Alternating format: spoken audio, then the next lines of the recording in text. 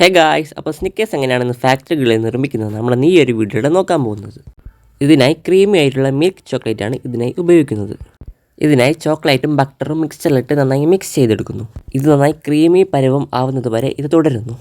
ഒരു ദിവസം ഇവർക്ക് ഇതിനായി 7550 വരുന്ന പശുക്കളുടെ പാൽ ആവശ്യമായി വരുന്നു. അടുത്തതായി സ്നിക്കേഴ്സിൻ്റെ പ്രധാന കൂട്ടുകയാണ് നിലക്കടലകൾ. ഏകദേശം 71 ഏക്കറോളം വരുന്ന സ്ഥലത്തു നിന്നുള്ള നിലക്കടലകളാണ് ഇവർ ഒരു ദിവസം ഉപയോഗിക്കുന്നത്. ഈ കടലകൾ നേരത്തെ തയ്യാറാക്കിയ കാരമൽ മിക്സറിലേക്ക് നന്നായി മിക്സ് ചെയ്തെടുക്കുന്നു. ഈ മിക്സിങ് നന്നായി മിക്സ് ആവുന്നതുവരെ തുടർന്നുകൊണ്ടിരിക്കുന്നു.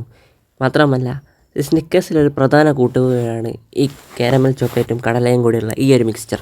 ഇതൊരു റോളർ കൂടെ കടത്തി വിട്ട് നന്നായി തണുപ്പിച്ചെടുക്കുന്നു. നേരത്തെ തയ്യാറാക്കി വെച്ചിട്ടുള്ള മിൽക്ക് ചോക്ലേറ്റാണ് അടുത്തതായി വരുന്നത്.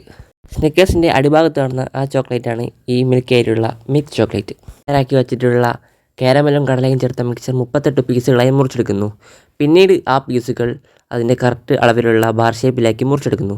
പിന്നീട് അതിൻ്റെ അടിയിൽ കൂടെ ചോക്ലേറ്റുകൾ കവറിങ് ചെയ്യുന്നു.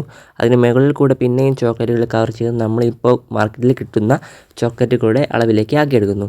പിന്നീട് അതിന് മുകളിൽ കിടന്ന ആ ഒരു ചുയികൾ പോലെ രൂപപ്പെട്ടു വരുന്നു. ഇതാണ് നമ്മുടെ സ്നിക്കേഴ്സ് ചോക്ലേറ്റ്. അപ്പോൾ വീഡിയോ ഇഷ്ടപ്പെട്ട ലൈക്ക് ചെയ്യും, സബ്സ്ക്രൈബ് ചെയ്യാൻ ആരും മറക്കല്ലേ ഗൈസ്.